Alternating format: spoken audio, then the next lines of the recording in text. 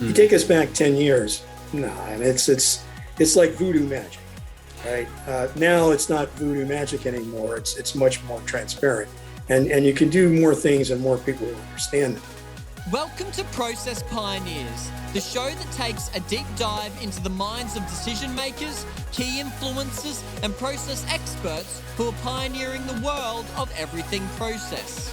Welcome to the next episode of Process Pioneers. My name is Daniel Rayner. I'm the host of Process Pioneers. And in each of these episodes, I get the absolute privilege of sitting down with various BPM practitioners and specialists, those that are putting BPM into practice and are seeing some pretty incredible value get delivered to their organization. And today I have the absolute privilege of sitting down with Lloyd Dugan. Now, Lloyd is the lead business architect and lead solution architect at Serco. He is also the chief architect at BPM.com, as well as the host of the BPM.com podcast. Very involved in OMG in terms of being part of setting up their certification exams, and also is part of the Business Architecture Guild, as well as a plethora of other things, many things that we'll probably touch on today. But Lloyd, very excited for this conversation today. Thanks for joining me. Thank you, Dan. Pleasure to be here. Honored to be here. Thank you. And what our audience loves to find out from our guests before we dive into, all of the other questions we've got for today is when were you first introduced to the topic of BPM, and take us on a bit of a journey, a brief journey leading up to what you're doing today. Well, so certainly going to betray my age with whatever way I craft this answer. So I've been involved with business process management before it was known by that term. It was still understood to be workflow. And back in the times when document imaging was still a relatively new technology. So effectively when the earth was cooling. What this has done is given me a kind of soup to nuts historical view of BPM's evolution. And the nature of it, I think, is always enduring and durable, right? The problem of how to do things better is a problem that's never going to get old. We might call it different things, right? Before BPM, before workflow, there was TQM, the quality movement. Before that, there were other things. So if you go far enough back, you're always going to find some wave of something where the focus was how do we do things better? What techniques do we devise to do that? What kind of technologies can be employed to achieve that? What I think has allowed BPM to hang around as a term that is still in use is that it is the beneficiary of a kind of ever refreshing cycle. Every 3 or 4 years, something new pops out, right? Right. Some years back, it was you had case modeling and decision modeling gave new life to process modeling. And you had, from a technology standpoint, you had process mining coming up and putting some energy into that as an alternative way to see the process from an a posteriori sense as opposed to an a priori sense. And then, now you've got RPA as another driver. Who knows what the next one will be in 2 or 3 years. So just professionally for me, I just have to figure out what that wave is. And I feel like the guy on the surfboard out in the water, waiting to see which wave I can try to catch. And hopefully I won't catch a wave that will crash me to the rocks. I will say, just joking, to be a bit, what's the word? Bit campy about it. That's still not the right word, but if you Google BPM, right? If you did that like 5 or 10 years ago, business process management would have popped up without hesitation. Now, beats per minute still dominates. So BPM still has some work to do in terms of asserting its relevancy in people's minds for the broader public. But in terms of the practitioners, it's still relevant, even though many of the vendors out there don't use that term in their collateral much anymore. Once you get them in, they will, but as part of their pitch, as I'm sure you know, most of these are now saying they're app development platforms of one variety or another. But still, once you sort of get through that, you can see the BPM DNA and what's going on. So what got me first interested in it was essentially the beginnings of the IT revolution with the introduction of the desktop PC. Mm-hmm. And sort of spreadsheets were the sort of first tool that ever came into my IT awareness. And but eventually, the work on the software development side required more engineering precision. And you started to see some of the early manifestations of modeling, still largely around the flowchart template, which has been around since ancient times. And you saw also from a modeling and simulation standpoint, some of the earlier modeling tools had their own sort of idiosyncratic way of describing these. But at some point around the mid to late 90s, right, document imaging emerged, and that's really when I gravitated to. Right. So and the BPR, the business process reengineering thing with Michael Hammer and Champion and others, that hit again in the mid to late 90s. That was that convergence. And that's really where I kind of settled in. This is the space I'm going to be in for the rest of my career. And that turned out to be prophetic. So that is the origin. But, like I said, BPM is an ever evolving story. So who knows what it'll look like 5 or 10 years from now. Yeah, that's right. And you would have seen, as you've been talking, obviously you've seen a lot of changes in the BPM space, some to do with the technology, others probably methodology and frameworks and things like that coming around. But what would you say are some of the biggest drivers for an organization to adopt BPM? Well, I'm just going to quote from my training material, which is there's sort of 4 axes that you can talk about. And there are a variety of ways of talking about this, but I could talk about an axis that divides time versus cost. I could talk about an axis that divides quality versus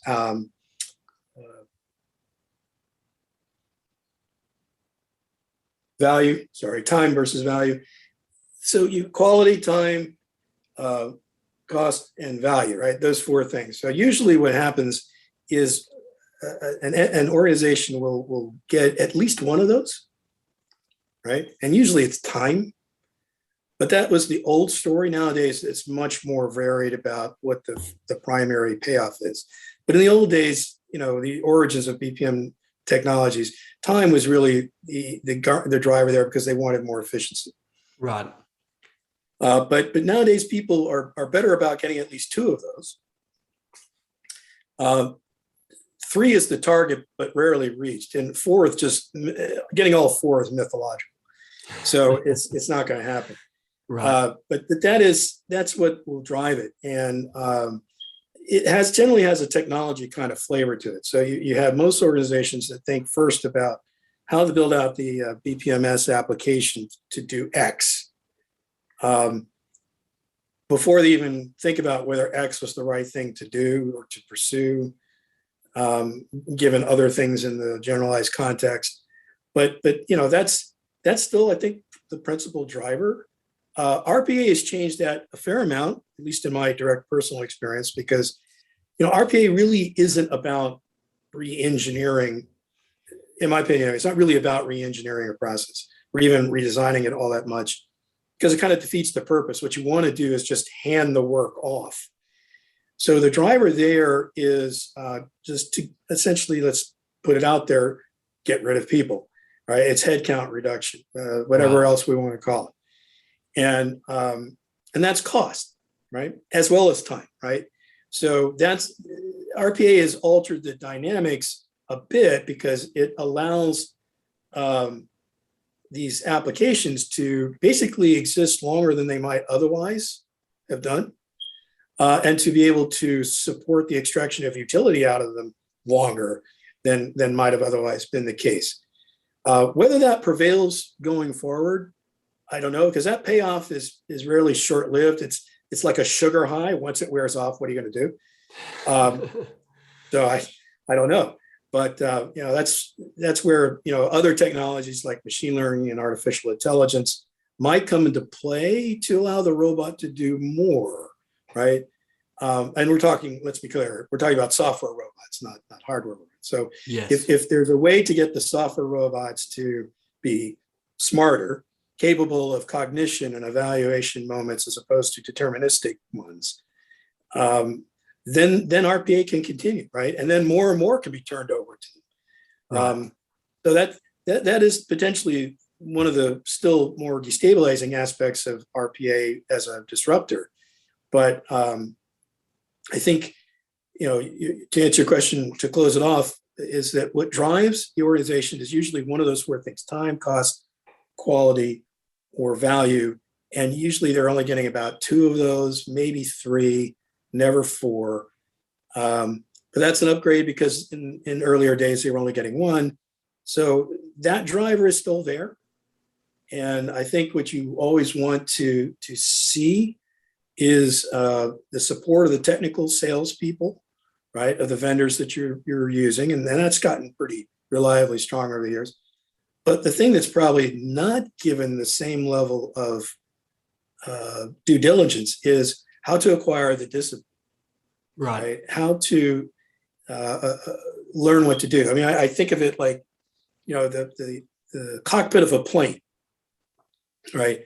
It's got all sorts of gears and dials in it. Well, I can tell you, which things to move to fire the engine, to chin up the engines or to turn the tail or whether or not. But that's really not going to help you learn how to fly unless you don't already know how and understand core concepts like drag and lift and thrust.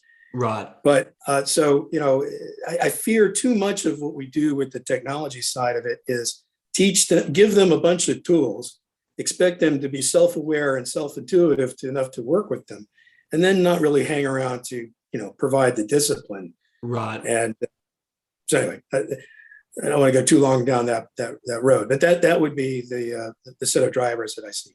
Yes, right. And yeah, I can resonate with that.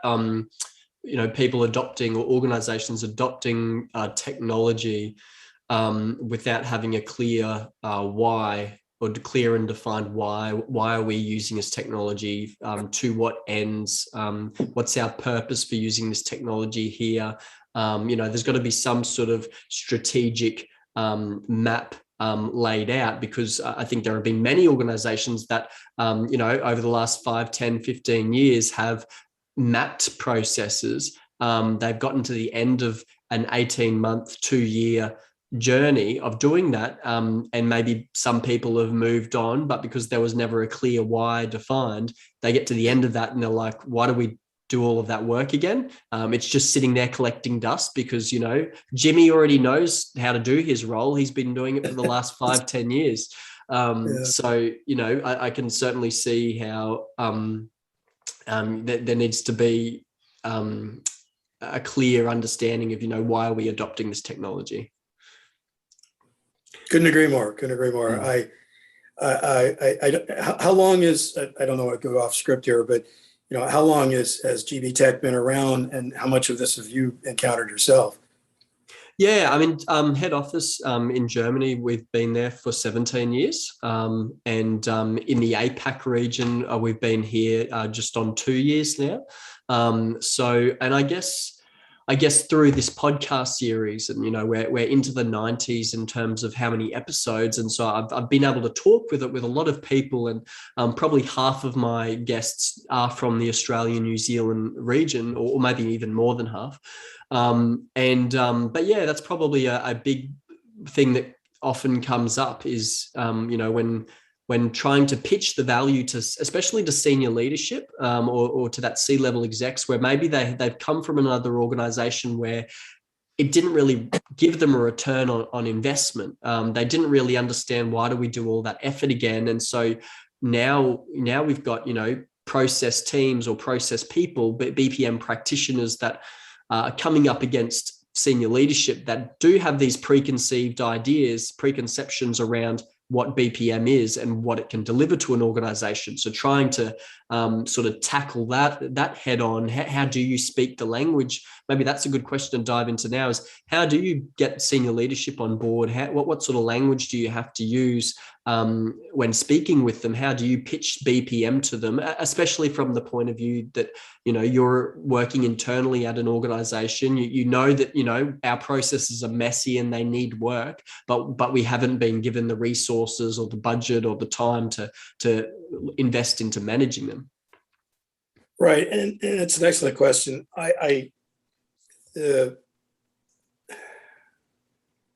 The challenge in answering that question is that the simple generic response is always, it depends, which is not very helpful, right? And let's explore what it depends on, right? So if the organization is mature enough, right? I mean, if God bless them, they actually have a center of excellence running on this stuff, right? Your work is a lot easier. On the other hand, if they're starting from a complete level of ignorance, it can be really difficult to simultaneously educate as well as move forward on a project schedule, because your milestones are contractually driven, but the level of absorption of your educational efforts are not necessarily within your control. Right. So you can only do as much as you can. I think I'm going to credit a colleague from the Stevens Institute, Michael Zermulin, who's the associate dean there. He came up with this idea, which we included in our training when we taught at the Department of Defense an age ago.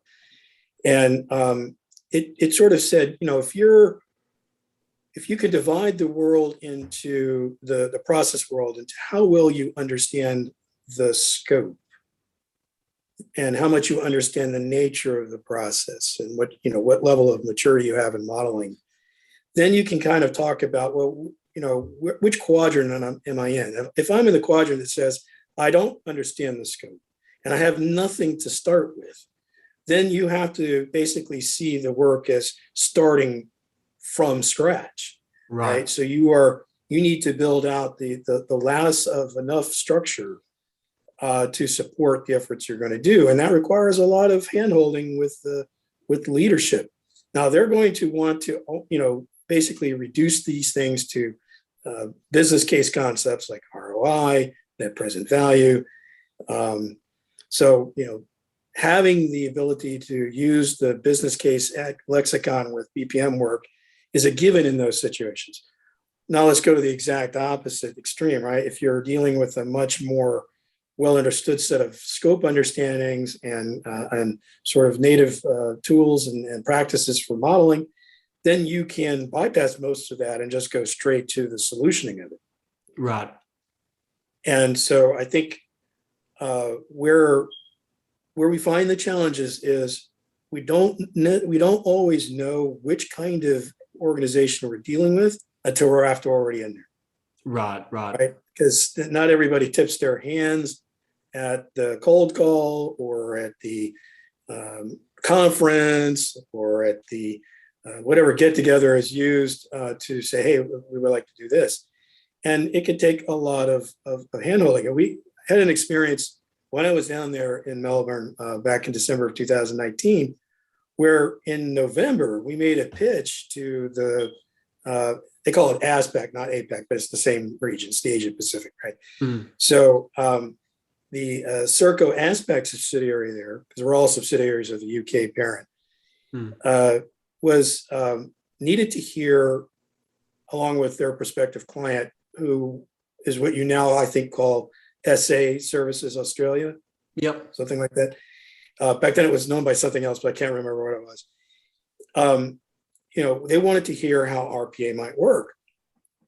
And so we were very much challenged in pitching this, especially, on the other side of the planet, right? To do this. Try to reduce these things to something that the layperson would understand. Right. I think we largely succeeded, but it was, I think, if I had to grade our work, I'd say it was like a B-. Right. Maybe a C+, B-. And I say that because it sounded better at the time, but inevitably what was understood and what we told them was a bit of a bridge too far. So they never went for the larger scale understanding of how RPA might be deployed, and instead wanted to focus on more specific things, which is fine, right? Right. But again, it would have been a lot more helpful to have known that in advance. Yes. To create a more tailored pitch, right? You don't want to sell the store when maybe all they need is an aisle or so, and that's Right. what we ended up having to do. But again, the problem is that as practitioners, we have to rely on our leadership. For me, that's relying on Nathaniel, and on the vendor partners that you have, whoever they may be, to have a sense of the room. Right. And there's no, I don't know, I certainly am not possessed of the gene that empowers me to do that. I have to go off others' instincts, but that is a challenge. How do you know where does the organization you're going to be dealing with fit into this quadrant of understanding scope, yes or no, having some kind of modeling smarts, yes or no? That quadrant, where do they fit? And no, you're not really going to know until it's too late to try again. Right. So I think you just have to develop good networking skills and find good leadership and sales folks to be able to read the room. So that's a long way of getting to that point. Yeah. No, that's great. I think asking questions and talking to the people and finding out, well, where do they stand on this topic? Yeah. Like, have they come from an organization where it was adopted but not implemented well? And so are they coming into the picture with these ideas in their mind? Therefore, do you need to change your language? Do you need to throw out the words business process management or continuous improvement or RPA or any of these and really get to the root of like, well, what's keeping them awake at night and what language do I need to use to pique their interest in this topic? But obviously over the last 18 months with COVID, it's the world's been it's been a turbulent time for a lot of organizations. For some organizations, it's created the environment for them to thrive, and for other organizations, they've really struggled. It's disrupted entire supply chains, and people have had to really think outside the box of, well, how are we going to continue to deliver value with all of these new restrictions and limitations to consider and to take into account, and having entire office blocks filled with people now spread out across the country in their own home offices and things like that. How has BPM played a part over the last 18 months? Do you think it's been pushed up the priority list, or has it kind of been neglected and maybe shouldn't have been neglected? So let me try to answer that in two different parts. Part one will be the sort of the immediate experience with Serco, right? So we were already invested in a platform, and that being Appian, and we were rounding it out through other technologies like Sapiens Decision Engine, Decision Technology Stack, and we were trying to incorporate some other elements at the Imaging Bureau location as well. For identity management. So there was an interesting heterogeneous mix of stuff coming into play, but all of it sort of was subordinate to the BPMS platform of Appian's sort of control over user experience and the orchestration of services. Now, having said all that, the RPA was started before COVID, thankfully, right? Because it gave us the leverage to recognize that the human resource commitment didn't have to be as large as it might have otherwise been. Right. We're still trying to figure out how to work a blended workforce. But all RPA did was essentially create a kind of buffer space between, what do we have and what do we actually need? And the RPA gave us some latitude to sort of work with less for at least a period of time. But ultimately, the biggest impact COVID has had, and this is not just on my program, or the program I work with at Serco, but from what I hear for elsewhere as well, is that it gave new life to BPM applications that could work in a zero trust environment, for example, right, where you could do work from anywhere in a secure way. And so, applications and platforms on which they're built that were predicated upon a sort of traditional, client server infrastructure working within a protected firewall, underwent a severe shift, right? Because you had to support remote work. Well, most companies that do consulting or IT work, right, have that. That's not the problem. It's when you're doing, and this is Serco's big business model, is business process outsourcing. Well, you typically see these as working in a call center. Right. So, or some kind of concentrated, a location where a concentrated set of people do work. Well, that's precisely what you don't want to have happen in something like COVID or any pandemic that's that infectious. So the drivers for BPM there were really not so much now about what's the latest UX feature that it supports, or what is the latest services integration package that it has. I mean, those are still important, but it was more about, can you work this in the cloud in a secure way, in a zero trust environment, so that we can have people working from safe and secure locations wherever they need to be. And I think that has forced a rethinking of the sort of underlying technical architecture of these platforms.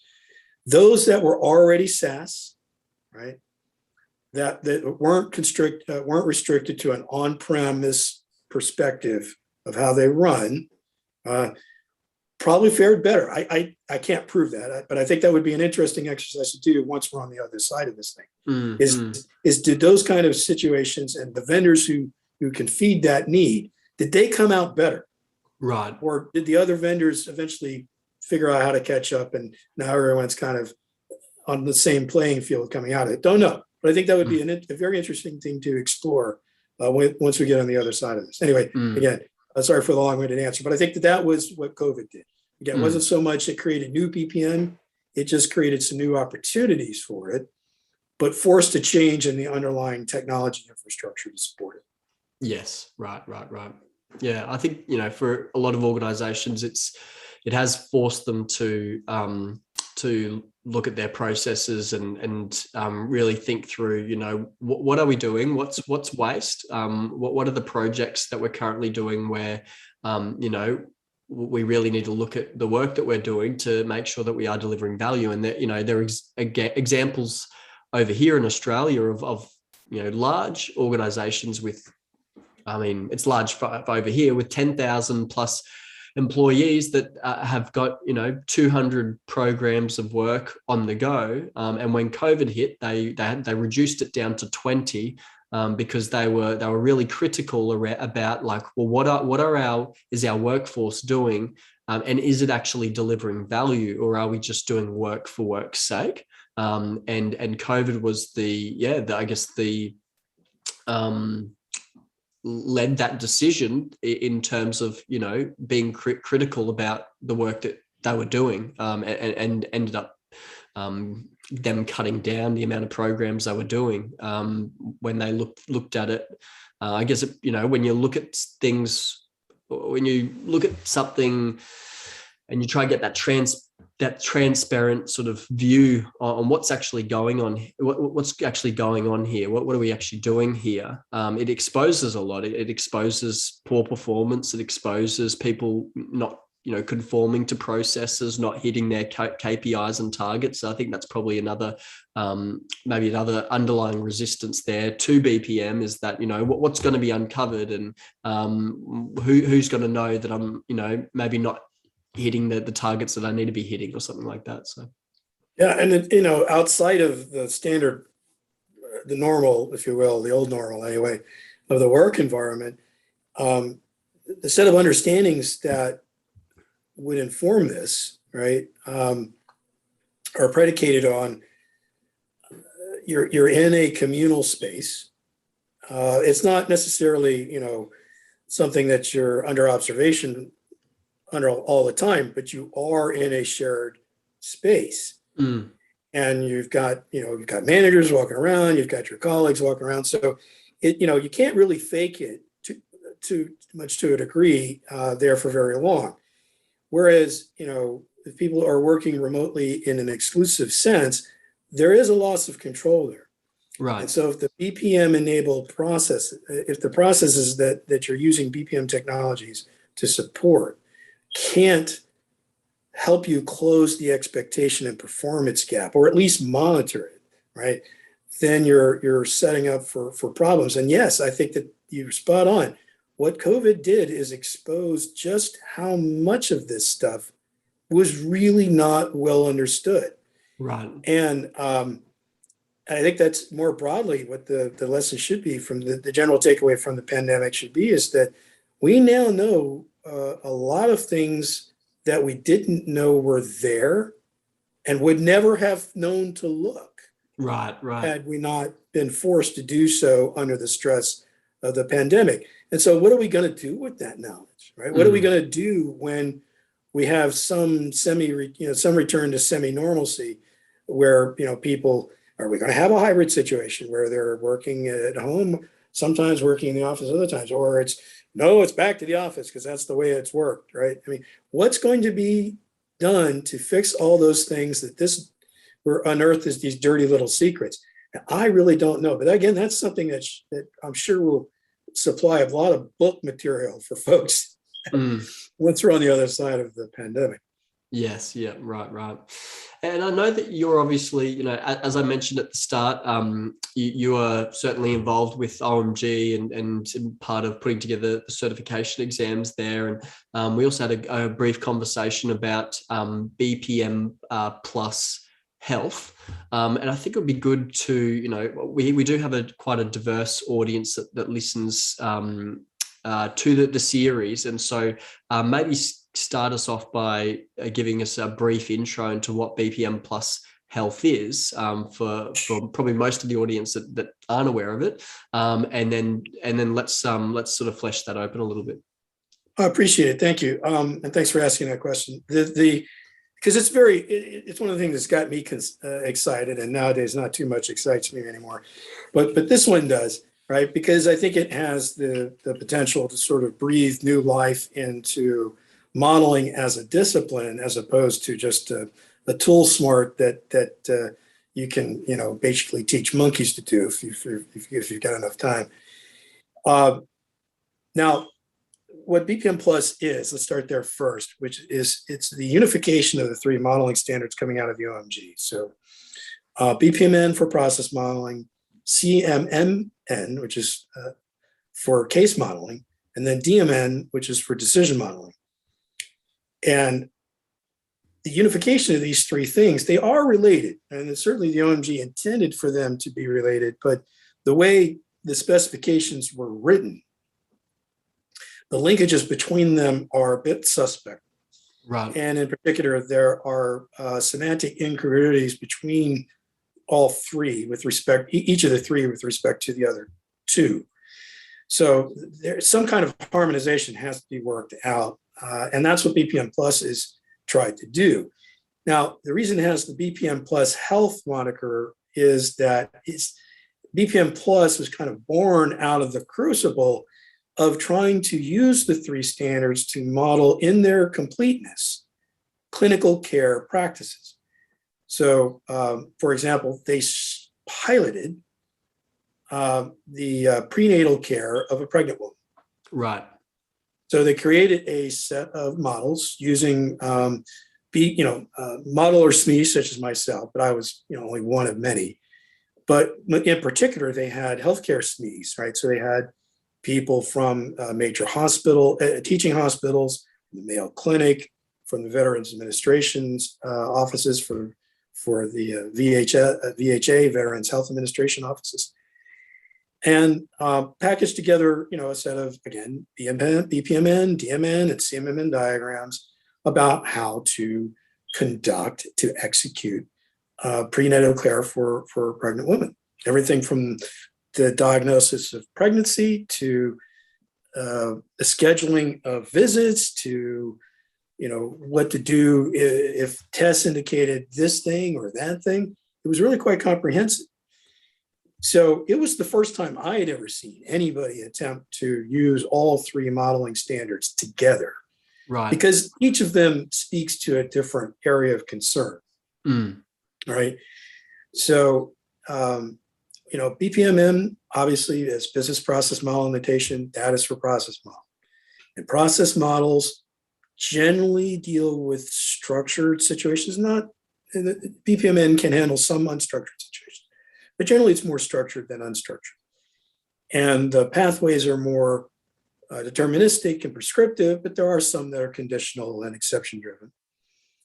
CMMN, case management modeling and notation, that deals with the case, right? And the case is kind of this gestalt. It can be everything, including the process and the decisions.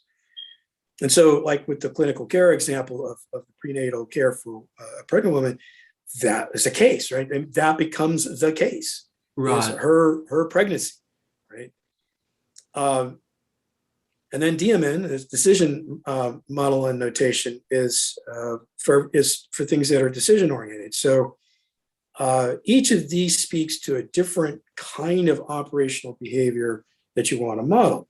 Something that's more structured for BPMN, something that is largely unstructured and can vary, right? Where design time and runtime don't have to agree with each other. And then for DMN, where you want to localize the decision logic as a way to refactor complexity out of the process structure. Mm. And again, I hadn't seen anybody try to do all three. I've seen people try to teach all three. I've tried to teach all three. It's really, really hard. Mm. And it's really impossible to fit into a small, training window. Mm. So the idea of using it this way was intriguing to watch and to be a part of, at least in some respect, some minor respect. So I'm very gratified that they have been effectively incubated out of the OMG. So they're now their own separate group under the OMG umbrella family. Right. And one of the things I hope to do is to eventually start up a certification program for that within the offices of the OMG. The OMG has something called the OMG Certified Expert in BPM 2. We call it OSEB 2 for short. And there are 5 different exams, which is crazy. I don't know why there's 5 freaking exams. And I myself have only ever taken one, so I don't even bother with the other 4.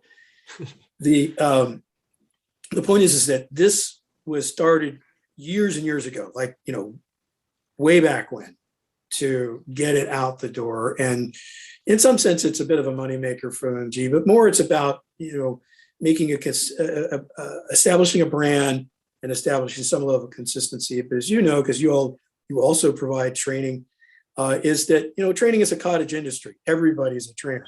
So, and many people have their own form of certification. So what does it mean to have OMG certification in such a market? I'm not entirely clear anymore. But with Right. BPM Plus, right, there's an opportunity to establish a, no pun intended, brand new brand here that speaks to the interdisciplinary nature of these three standards. Right. So I'm optimistic that this time next year, we'll have at least one of those things in place, a new standard, and God willing, at least one certification exam to support it, which of course will breed a whole new set of training vendors out there, probably me included, and who knows, maybe a bunch of competing certifications.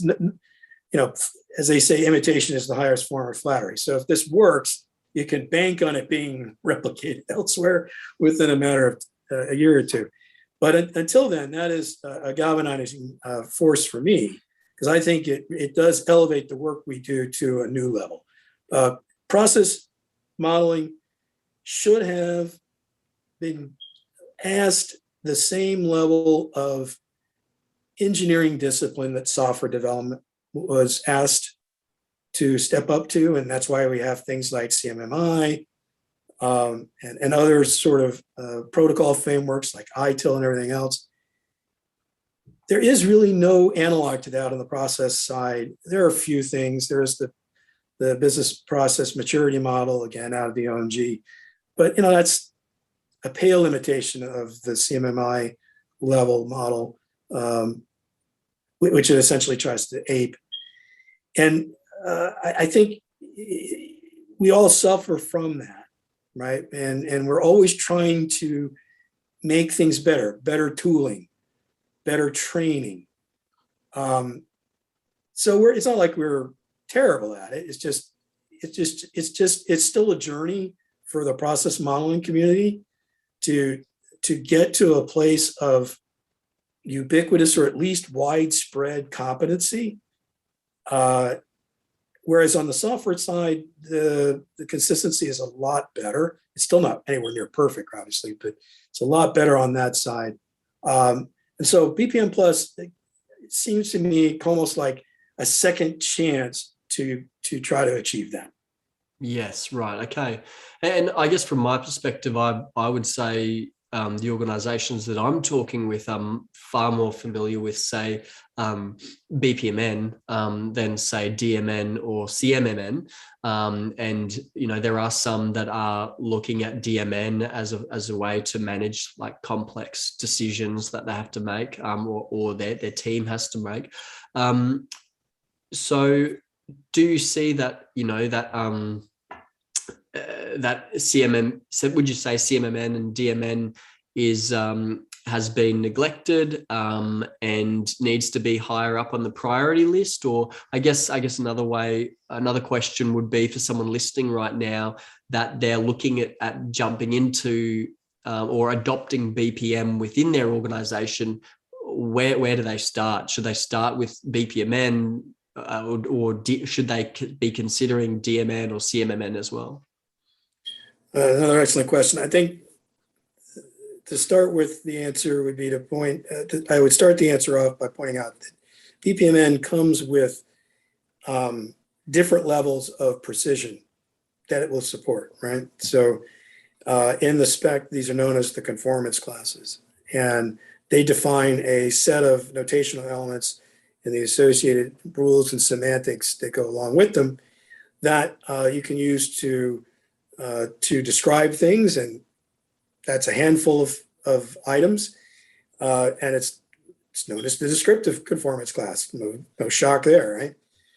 And anybody familiar with sort of standard flowcharting could probably pick them up without too much of a learning curve. There would be some, but it's also the case that you can't really do a lot of keen and cool operational modeling with the descriptive conformance class. The next leg up would be the analytic conformance class, which basically triples or quadruples the number of notational elements involved. So that's a much higher learning curve. That happens to be what I try to teach, but it's always a bit of a fire hose. You're never not quite sure just how much people retain after a while. So trying to find that happy balance is always a struggle.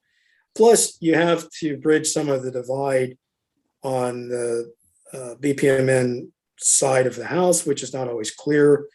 That's Bruce Silver's book is still one of the seminal items in this space. It was called Methods and Styles for a reason. That's because in order to make all of this complex modeling, notation, and logic work, you got to reduce some of these things to more comprehensible constructs. And so his methods and styles talk about 2 or 3 different levels of expression using the language, which in some sense replicates this idea of descriptive class versus an analytic conformance class. And the DoD, in my time there, they tried to do the same, but kind of never quite got there. They called it primitives and patterns. All of these are an attempt to basically wrap some methodology around what is essentially still a very complex modeling language in order to make it more accessible. Fortunately, the tooling filled in most of these gaps, right? By now, and your product in particular is also one of the inheritors of this, is you're the beneficiary of a lot of stuff already being worked out on how to make it simpler and more comprehensible. You take us back 10 years, I mean, it's like voodoo magic, right? Now it's not voodoo magic anymore. It's much more transparent, and you can do more things and more people will understand them. Now, it's still not to the point where it's, you know, idiot proof, but it's certainly creeping in that direction. Yep. So BPM remains the easier thing to adopt as a consequence. Now, after that long buildup, why are the other ones not in the same boat? Well, CMMN, which is really second, should have been, but for reasons that remain elusive to me, never has been. I have tried to teach it a couple of times, but there's just not that much widespread interest. I do include it as part of my journal background training on case modeling, but I don't really teach the technique all that much. And it's a shame because the technique is like many times more simple to understand than BPMN, but it lacks one thing that I think most process modelers have never learned to do without, and that's the concept of flow. So in BPMN, you have sequence flow, the little line with an arrow, right? Or any of the other lines with little arrows on them. There's a whole bunch of them in the spec. And, you know, we all get used to this idea of A to B, and this flow marker of some kind exists between us in order to dictate the order of sequence. Okay. But, you know, the world doesn't necessarily run on a sequentially driven set of understandings. Right. There's a lot of things that abide by what is known as event, condition, and act, or ECA, right? Something happens, condition is satisfied, and then something happens. And that's actually a much broader concept with a greater range of applicability than sequence flow. But it has no arrows with little lines with little arrows on it. So it just looks weird. And I think CMMN suffers from that because the modelers want to see that and it's not there. Other things are there, but that's not there. And so it just looks a little strange. But I do believe it's inevitable that at some point its compelling, its ability to describe such a rich variety of behaviors that BPMN, quite frankly, cannot, will increase its adoption. It's just going to be very slow. Now, the last of these, DMN, right, is what's interesting about that is decision tables have been around forever and a day, right? So those as a means of modeling decisions in some matrix, even describing them in some kind of expression language, that's not new. But what DMN did was it kept it simple graphically. It kept it simple from an execution standpoint. And yes, it does have something called feel, which is an expression language that you can write your logic in. But again, you can still use decision tables. And decision tables, once you kind of get comfortable with them, are very natural to use. And they are grounded in, a tradition that dates back long before there was anything called DMN. So DMN has gotten greater adoption as a consequence because it's easier to understand and it's easier to use. Now, it's only applicable to a subset of things like decisions or rule-heavy moments. So you can't model a process with DMN, but you can do a bunch of other stuff with DMN that you wouldn't have otherwise been able to do elsewhere. And the last point I'll say about it is this, is that when the BPMS platform engines came into being into maturity back in the 2010s, there were rules engines. That's what they called them at the time, right? And Ron Ross that was his heyday as one of the gurus of business rules. He and some others. And so rules engines were all the rage, right? Well, what ended up happening over the next several years is they all got bought up, except a handful. And those handful then became things that recast themselves as decision engines or decision logic. So rules were reinterpreted as decisions, okay? Rules had a semantic vocabulary. Fact type was a term, again, that Ron Ross invented. And you had something called the Structured Business Vocabulary for Rules out of the OMG called SBVR, but hardly any people, not many people use that because it's really complex.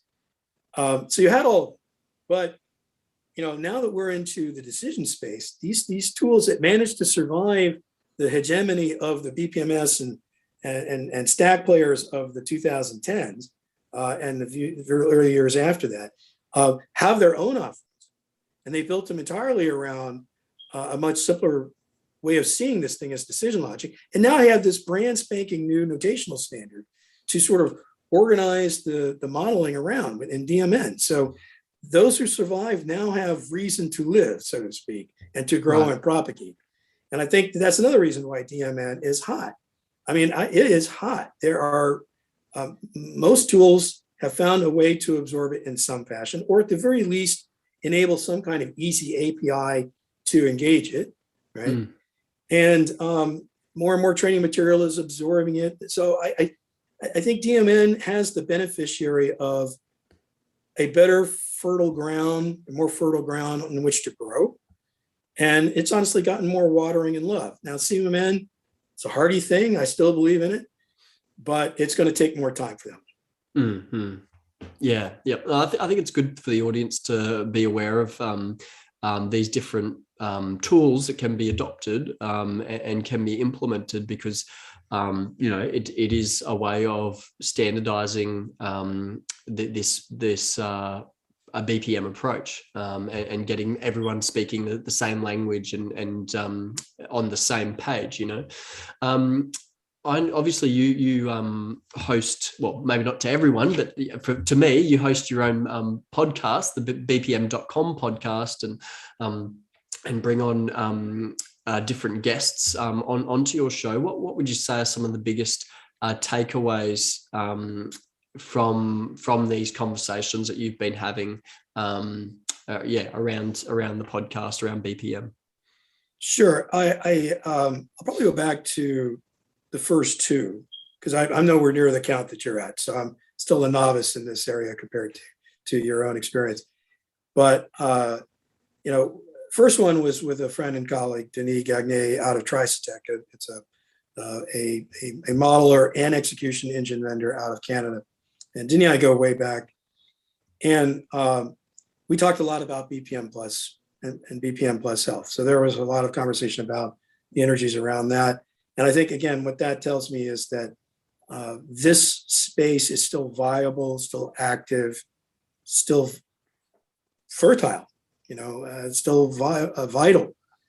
And I think anybody who feels a sort of inner compulsion for problem solving in this kind of area will find the use of these tools very satisfying, right? On a kind of deep and a personal level, as a way of providing an outlet to this inner impulse for creativity.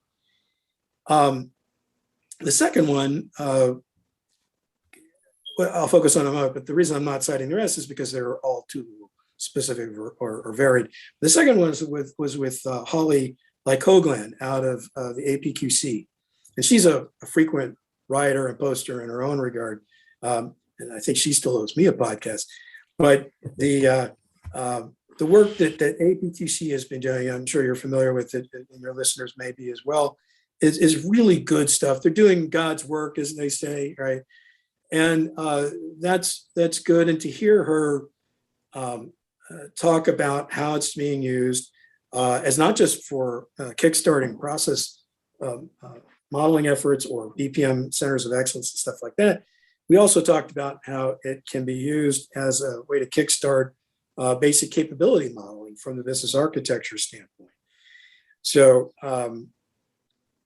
that, again, just kind of underscores this point that BPM has a lot of energy still to it and will always be continuously evolving, because, again, the problem of how to do things better never goes away. Right. It just takes new forms and is enabled by new technologies. And so we don't need the industry groups like Forrester or Gartner, who stopped using these terms several years ago. We don't need them. In fact, we're better off without them, in my opinion, because now the practitioners have the ability to individually as well as collectively determine the direction that it goes in next. Right. Without having to deal with the confusion of over marketing signals that we were supposedly relying on those two entities to provide us.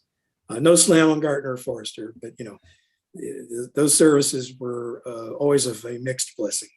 Right. No, that's very interesting. That's great. And when we look to, I guess, the future of BPM now over the next 2, 3, 5 years, what trends are you noticing? Where do you feel, or where would you encourage organizations to be investing their time, effort, and energy? Obviously, every organization is at a different starting point and at a different process maturity level. But yeah, what are you seeing for the next for the future? Well, actually, it's a lot of the stuff on your InfoHub site, which I paid a visit to before getting onto the podcast here.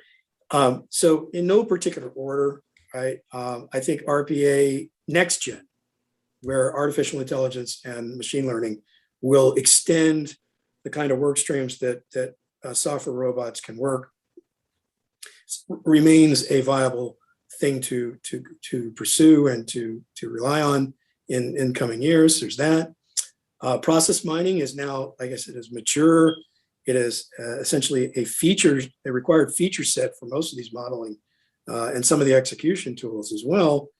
And what's interesting is that there's an interesting there's this nifty overlap between process mining and RPA, because you can look at the RPA, or you can look at the process mining process map, and you know how the lines, it's a node link representation. So the links between the nodes representing activities carried out by particular roles, the links or reflect the transition of work from one node to the next, right? So the thickness or lack thereof of a line indicates some measure of how much is being transitioned.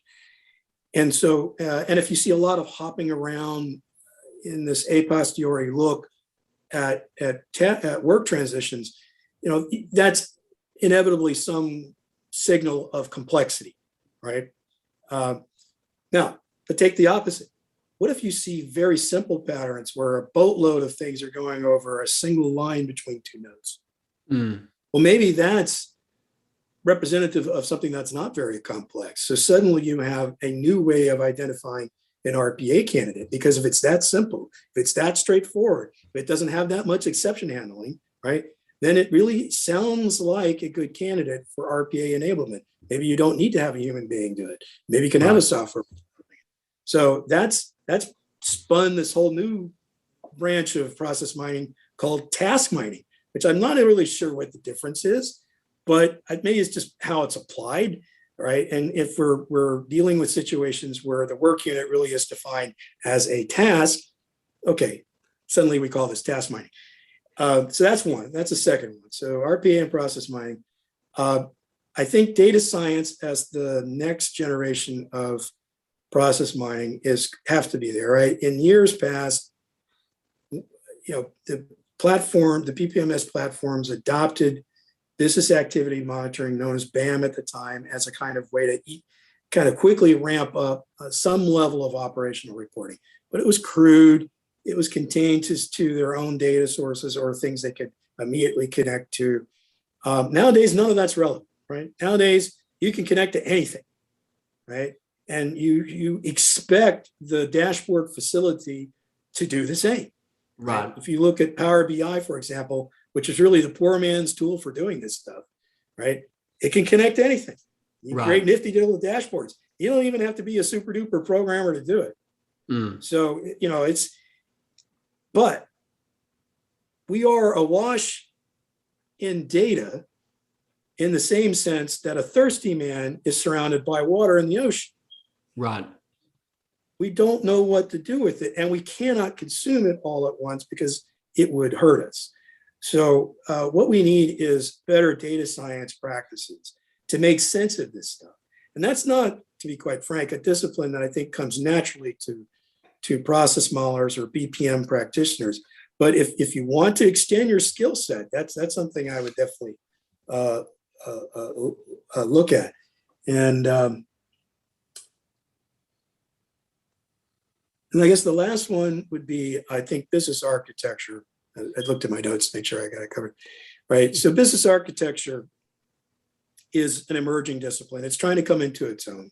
It's trying to separate out from the pack that has otherwise been the purview of business analysts. And so the Business Architecture Guild, for example, has BizBoc, its body of knowledge, which really should be seen as a companion to, not a replacement to, the BABOC, Right. which is the business analysis body of knowledge out of the IIBA. But at the moment, they're still trying to elbow each other for room. But the fact is that, you can't really do BPM if you don't have some grounding. Do it well, in my opinion, if you don't have some grounding in the discipline of business analysis, as enshrined in the BABOC and practiced by many in that set of communities. Similarly with the business architecture, but it's a little less there because that's a more relatively new thing. Now, why is this relevant? Because one of the things that business process management projects can easily fall victim to is a kind of myopia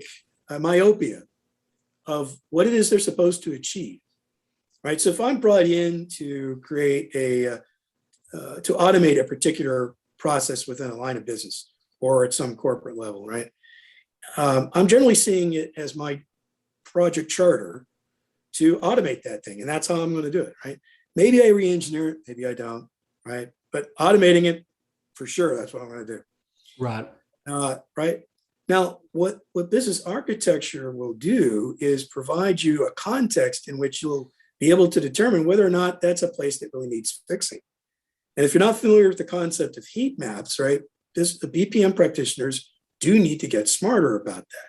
That is a staple of the business architect's work, is a heat map that says, I can break down what an organization does into capabilities. So, and that's how the business architect sees an organization, not through processes, but through capabilities. They are similar concepts, but they are distinct and they have to be related to each other, not made equal to each other. And so if I have a capability model for an organization, then I can do what the BPM practitioner would regard as kind of conceptual or high-level analysis, but the business architect will regard it as critical to determine where corporate efforts and initiatives should be applied. So a heat map will say, I've looked at how these capabilities are enabled through specific business processes, how they're performed by specific roles within the organization, what's the quality of data that supports these things, and other factors, right? And then I'm going to rate these. And when I say heat map, I mean that it has a color code. If it's red, it's in trouble. If it's yellow, it needs help, but it's okay for now. If it's in green, it ain't broke, don't fix it. So, what business architecture can do in conjunction with BPM is round out the set of views that are used to determine where the best place to apply BPM really is. It may not actually be where you think it is, right? In this traditional procurement cycle, it's like, hey, I want this, go procure it, go through this ordering cycle, blah, blah, blah, blah. Now, maybe that came out of some broader strategic planning framework, but more likely it did not, unless, again, you had something like a business architect helping frame all that.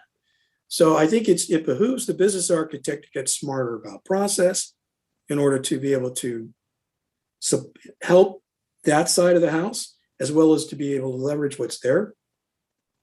But it also helps the business architect to learn more about processes, because capabilities are generally abstract kinds of things. Processes generally are very concrete things.